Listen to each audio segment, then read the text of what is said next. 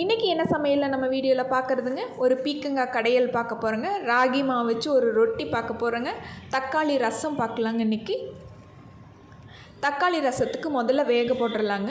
ஒரு 7 தக்காளி, ஒரு டம்ளர் நல்லா கழுவிட்டு ஒரு டம்ளர் தண்ணி ஊற்றிட்டுங்க, ஒரு கொதி வந்ததுன்னா போதுங்க. அடுப்பில் வச்சுட்டு ஒரு கொதி வரட்டுங்க. இதுக்கு கொதி வந்தோடனே ஆஃப் பண்ணிவிட்டு ஆற விட்டுட்டோம்னா நம்ம தக்காளி ரசத்துக்கு கரைச்சிக்கலாம்.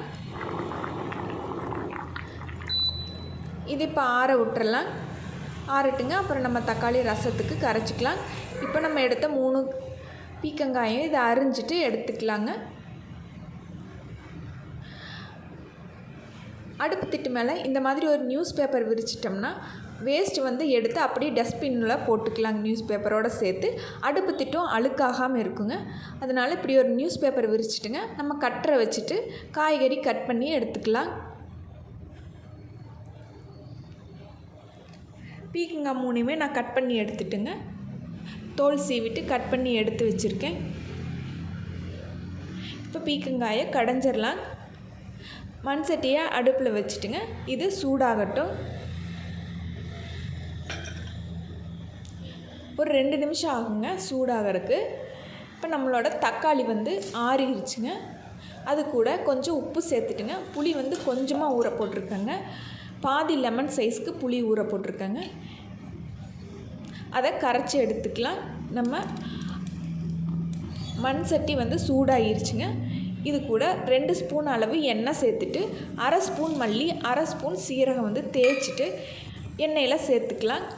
ஒரு 5 வரமிளகா சேர்த்துருக்கேங்க. காரத்துக்கு வரமிளகா மட்டும்தான், அதனால் ஒரு 5 வரமிளகா எடுத்துருக்கேன். சின்ன வெங்காயம் கொஞ்சம் போட்டுட்டு இதை நல்லா வணக்கிட்டு நம்ம அரிஞ்சு வச்சு பீக்கங்காயை இது கூட சேர்த்துக்கலாம். நான் தக்காளியெல்லாம் போட போகிறது இல்லைங்க. இதை நல்லா வணக்கிட்டு பீக்கங்காய் சேர்த்துட்டுங்க, ஒரு 1/4 ஸ்பூன் அளவு மஞ்சள் தூள் சேர்த்துட்டு நல்லா வணக்கி விட்டுக்கலாங்க. தண்ணியெல்லாம் எதுவுமே சேர்த்த வேண்டாங்க. வணக்கும் போதே தண்ணி விட்டு வரும், அதுலேயே காய் வெந்துருங்க. பீக்கங்காய் எல்லாமே சேர்த்துட்டு ஒரு 1/4 டீஸ்பூன் அளவு மஞ்சள் தூள் சேர்த்துட்டு இதை நல்லா பெரட்டி விட்டுக்கலாம். நல்லா பெரட்டிட்டு சிம்மில் வச்சு விட்டுட்டோம்னா ஒரு மூடி போட்டு மூடிட்டோம்னா இது அரை வேக்காடு வெந்துருச்சுங்க. இன்னொரு 5 நிமிஷம் ஆகட்டும். இப்போ ரசத்துக்கு தக்காளியை கரைச்சாச்சுங்க. இப்போ நம்ம புளியை கரைச்சி இது கூட சேர்த்துக்கலாம்.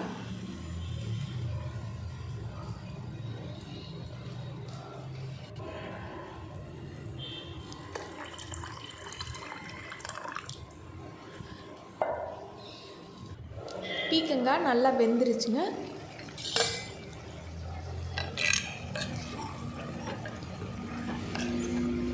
தண்ணி விட்டு வந்துருச்சுங்க. இந்த தண்ணியிலே வெந்துருங்க. நம்ம தண்ணியெல்லாம் எதுவுமே ஊற்ற வேண்டாங்க இதுக்கு. இப்போ ரசத்துக்கு 1 ஸ்பூன் அளவு சீரகம், 1 ஸ்பூன் அளவு மிளகு எடுத்திருக்கேன், 5 பூண்டு எடுத்திருக்கேன். இந்த மாதிரி நுணுக்கி எடுத்துக்கலாங்க. இதை இப்போ நம்ம கரைச்சி வச்ச தக்காளி புளிக்கரைசல் கூட சேர்த்துக்கலாம். சேர்த்துட்டு இதை நல்லா கரைச்சிக்கலாம். கரைச்சிட்டு தேவையான அளவு தண்ணி ஊற்றிக்கலாம்.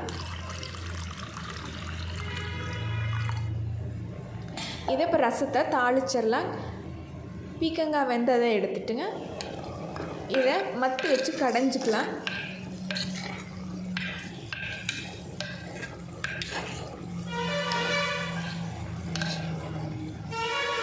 தண்ணி ஊற்றி வேக வச்சிங்கன்னா சலசலன்னு நல்லா இருக்காதுங்க, டேஸ்ட்டு கம்மியாகிரும்.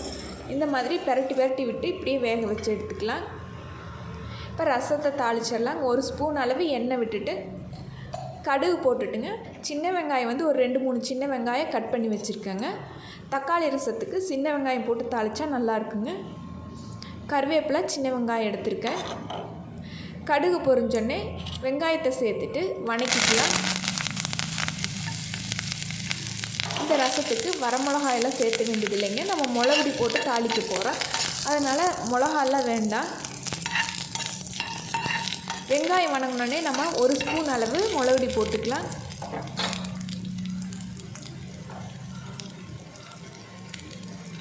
பெருங்காயம் ஒரு பிஞ்ச் அளவு சேர்த்துட்டுங்க, மிளகுடி சேர்த்துட்டு நம்ம கரைச்சி வச்ச ரசத்தை தக்காளி கரைசலை இது கூட சேர்த்துக்கலாம்.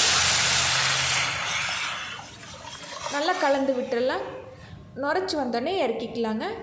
இப்போ நம்ம பீக்கங்காயை கடைஞ்சி எடுத்துக்கலாம். இந்த அளவுக்கு நல்லா கடைஞ்சாச்சுங்க. இதை ஒரு பாத்திரத்துக்கு மாற்றிடலாம். பாத்திரத்துக்கு மாற்றியாச்சுங்க. இப்போ பீக்கங்காய் கடையல் ரெடி ஆயிடுச்சு.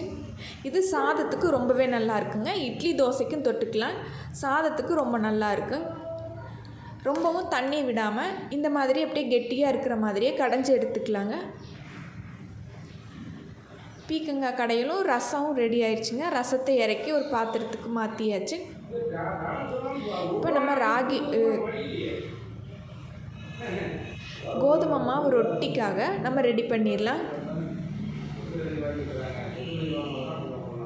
கோதுமை மாவு ரொட்டிக்காக இந்த கப்பில் 1 கப் அளவு கோதுமை மாவு எடுத்துருக்குங்க. இதில் 6 ரொட்டி அளவு சுடலாம். கருவேப்பிலை வந்து இதுக்கு நிறையா போட போகிறேன். ஃப்ரெஷ்ஷான கருவேப்பிலையாக கொஞ்சம் எடுத்திருக்கேன்.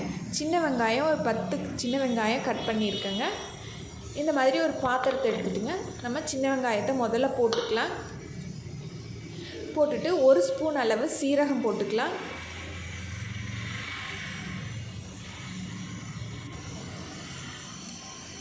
சீரகத்தை நல்லா கையில் தேய்ச்சிட்டு வெங்காயத்து கூட சேர்த்துக்கலாம்.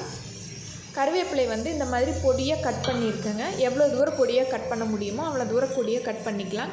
பச்சை மிளகா வந்து நான் 2 பச்சை மிளகா சேர்த்துருக்கேனுங்க. இதை உப்பு கொஞ்சம் சேர்த்துட்டு, உப்பு வந்து 1 ஸ்பூன் அளவு சேர்த்துட்டு நல்லா இந்த மாதிரி பெசரி எடுத்துக்கலாம். வெங்காயம் வந்து தனித்தனியாக இருக்கிற மாதிரி உப்பு, வெங்காயம், பச்சை மிளகா, கருவேப்பிலை எல்லாத்தையும் சேர்த்து பிசைஞ்சிக்கலாம். உங்களுக்கு தேவைன்னா முருங்கைக்கீரை அந்த மாதிரி கூட சேர்த்துக்கலாங்க. இதை நல்லா பிசைஞ்சிட்டு இது கூட மாவை போட்டுக்கலாம். மாவை போட்டுட்டு நல்லா பெசரிக்கலாங்க.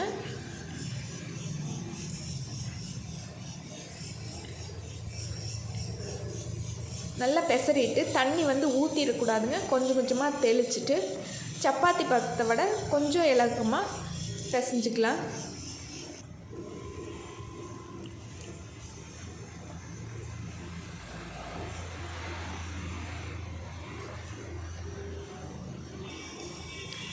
இந்த அளவுக்கு பிசைஞ்சிருக்கேனுங்க. இன்னும் கொஞ்சமாக தண்ணி சேர்த்துட்டு நல்லா கொஞ்சம் கொல கொலன்னு இருக்கிற மாதிரி பிசைஞ்சு எடுத்துக்கலாம். இந்த அளவுக்கு இருக்கணுங்க. இப்படி கையில் எடுத்து வைக்கிற மாதிரி இது இருக்கட்டுங்க. இப்போ இதுக்கு ஒரு சட்னி ஒன்று ரெடி பண்ணிடலாம். தேங்காய் சட்னிலேயே நான் வரமிளகா போட்டு புளி சேர்த்துட்டுங்க. இஞ்சி சேர்த்தாமல் இது கூட பூண்டு சேர்த்துக்கலாம். பூண்டு ஒரு சின்ன வெங்காயங்க, தேங்காய், வரமிளகா, புளி, கருவேப்பிலை, பொட்டுக்கடலை சேர்த்துட்டு இந்த மாதிரி தேங்காய் சட்னி வரமிளகா வச்சு அரைச்சா ரொட்டிக்கு வந்து ரொம்பவே நல்லா இருக்குங்க. இப்போ ரொட்டி வந்து பிணைஞ்சி வச்ச மாவு எடுத்துட்டுங்க தோசைக்கல்ல ரொட்டியாக தட்டிடலாங்க. இந்த ரொட்டி வந்து ரொம்பவே சாஃப்டாக இருக்குங்க, கெட்டியாக இருக்காது. இந்த மாதிரி ஒரு கையளவு எடுத்து வச்சுட்டுங்க இப்படியே நம்ம தோசைக்கல்லையே தட்டி விட்டுறலாங்க. எண்ணெய் ஊற்றிட்டுங்க இதை சிம்மில் வச்சுட்டு வேக விடணுங்க. சிம்மில் வச்சுட்டு 2 பக்கம் திருப்பி போட்டு நல்லா வேக வச்சு எடுத்துக்கலாங்க.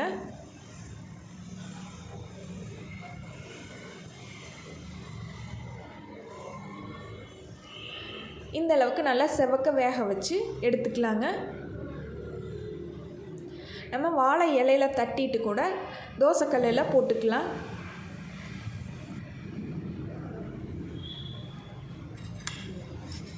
இன்னொரு தடவை உங்களுக்கு ரொட்டி வந்து எப்படி தோசைக்கல்லையே வச்சுட்டு எப்படி தட்டினேன்னு சொல்லி பார்க்கலாங்க.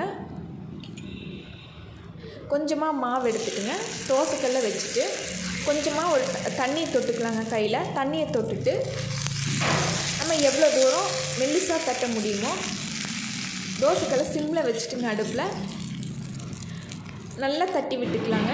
இந்த அளவுக்கு மெல்லிசாக தட்டிட்டு 1 ஸ்பூன் அளவு எண்ணெய் ஊற்றிட்டுங்க திருப்பி போட்டு நல்லா வேக விட்டு எடுத்துக்கலாம்.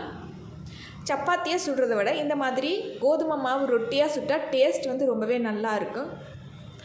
வெங்காயம், சீரகம், கருவேப்பிலை எல்லாம் சேர்த்துறதுனால ரொம்ப டேஸ்ட்டும் ரொம்ப நல்லா இருக்குங்க.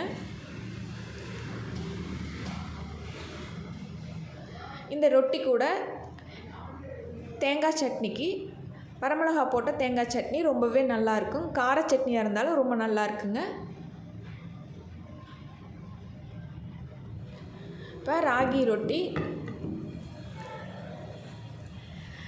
உங்களுக்கு கெட்டியாக இருக்குங்க. ராகி மாவில் செய்கிற ரொட்டியெல்லாம் இந்த கோதுமை மாவில் ரொட்டி செஞ்சு பாருங்கள். ரொம்பவே சாஃப்டாக வரும். 2 விரலில் பிச்சிடலாங்க.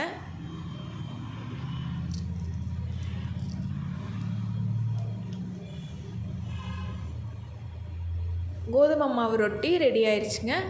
இன்றைக்கி என்ன சமையலில் நம்ம செஞ்ச பீக்கங்காய் கடையல், தக்காளி ரசம், கோதுமை மாவு ரொட்டி இதெல்லாம் உங்களுக்கு பிடிச்சிருக்குன்னு நினைக்கிறேனுங்க. பிடிச்சிருந்தா லைக் பண்ணுங்கள். செஞ்சு பார்த்துட்டு கமெண்ட்டில் சொல்லுங்கள். இந்த வீடியோ உங்களுக்கு பிடிச்சிருந்ததுன்னா லைக் பண்ணுங்கள். மறக்காமல் நம்ம சேனலுக்கு சப்ஸ்கிரைப் பண்ணிடுங்க.